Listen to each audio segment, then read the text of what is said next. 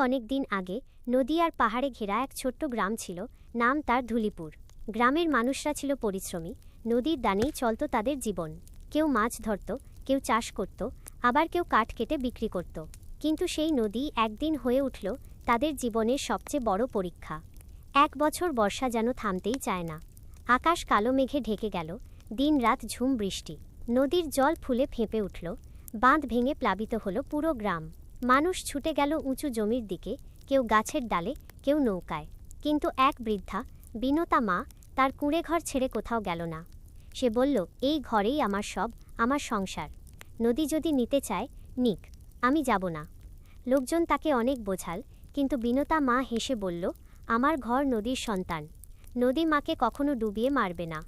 পরের দিন সকালে সবাই দেখল বিনতা মার ঘরটা আর দেখা যাচ্ছে না। বন্যার জলে ভেসে গেছে ভেবে সবাই কেঁদে উঠল। কিন্তু নদীর বুকটা তখন অদ্ভুত শান্ত, যেন কিছু লুকিয়ে রেখেছে নিজের ভেতর। আসলে অলৌকিক কিছু ঘটেছিল। যখন জল ঘরের দোরগোড়া ছুঁয়েছিল, তখন ঘরটা আস্তে আস্তে নিচের দিকে নামতে লাগল, যেন মাটি তাকে টেনে নিচ্ছে। বিনতা মা ভয় পেয়ে দরজা বন্ধ করল, কিন্তু তখন ঘরের ভেতর ঝিলমিল আলো ছড়িয়ে পড়ল। মাটির নিচে যেন এক জাদুর গুহা খুলে গেছে। সে দেখল নিচে এক বিশাল ফাঁকা জায়গা, চারদিকে জলজল করছে নীল আলো। গাছের শিকড়গুলো রূপার মতো চকচক করছে, পাথরের ফাঁকে ফাঁকে জলের ফোয়ারা উঠছে। বিনতা মা ভাবল, আমি কি স্বপ্ন দেখছি? সেই গুহার ভেতরে এক সুন্দরী নারী এগিয়ে এল। তার শরীর থেকে ঝরছে জলরাশির মতো আলো। সে বলল, ভয় পেও না বিনতা মা, আমি জলপরী নীলা। তোমার দয়া, তোমার বিশ্বাসের জন্য নদীমাতা তোমায় আশ্রয় দিয়েছেন। এই গুহাই এখন তোমার সংসার। বিনতা মা বিস্ময়ে দেখল তার কুঁড়ে ঘরটা সেই গুহার মধ্যে দাঁড়িয়ে আছে, ঠিক যেমন ছিল মাটির ওপরে। চুলোর আগুনও জ্বলছে, হাঁড়িতে ভাত রান্না হচ্ছে, আর দরজার পাশে বসে আছে তার প্রিয় বিড়ালটি। সে বুঝল এই অলৌকিক স্থানে সবই সম্ভব। দিন কেটে গেল, উপরে বন্যা চলল, নিচে বিনতা মার সংসার চলল শান্তিতে। সে গাছের শিকড়ে ঝুলিয়ে রাখত কাপড়, ছোট মাছেরা এসে তার পায়ের কাছে খেলা করত, আর জলের ভেতর থেকে আসত মিষ্টি সঙ্গীতের সুর।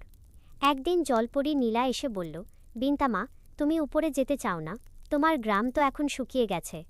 বিনতা মা হাসল, না মা, আমি এখানেই ভালো আছি। মাটির নিচের এই সংসারে দুঃখ নেই, হাহাকার নেই, শুধু শান্তি। নীলা বলল, তবে তোমার জন্য একটা কাজ আছে।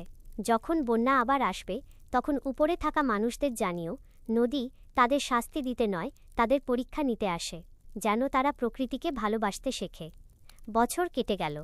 একদিন আবার আকাশ কালো মেঘে ঢেকে গেল, বৃষ্টি নামল প্রবল বেগে, নদী ফুলে উঠল। কিন্তু এবার গ্রামের মানুষ ভয় পেল না। তারা মনে করল বিনতা মার কথা, যে নাকি মাটির নিচে সংসার করছে নদীর আশ্রয়।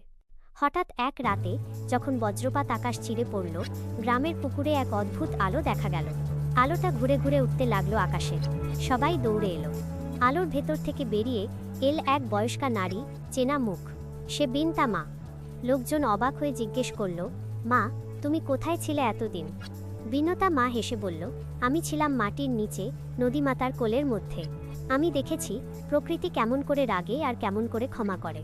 তোমরা যদি নদীর যত্ন নাও, সে আর কখনো তোমাদের ডুবাবে না।